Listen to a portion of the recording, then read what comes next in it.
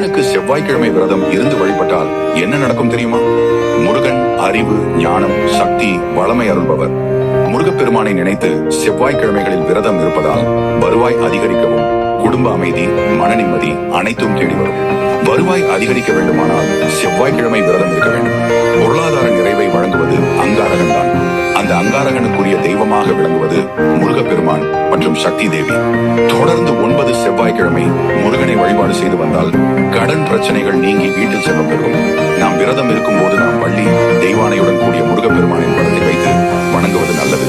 செவ்வாய்க்கிழமை அன்று ஒரு பொழுது விரதம் இருந்து வந்தால் 9 வாரத்தில் உங்களுக்கு நல்லது நடக்கும். வியாபாரம் செய்பவர்கள் கண்டிப்பாக செவ்வாய் வழிபாட்டை செய்து வந்தால் வியாபாரம் பெரிய அளவில் பெருகும். கல்வி, வேலை, திருமணம், வியாபாரம் போன்ற துறைகளில் வெற்றி பெற விரும்புவோர் செவ்வாய்க்கிழமைகளில் முருகனை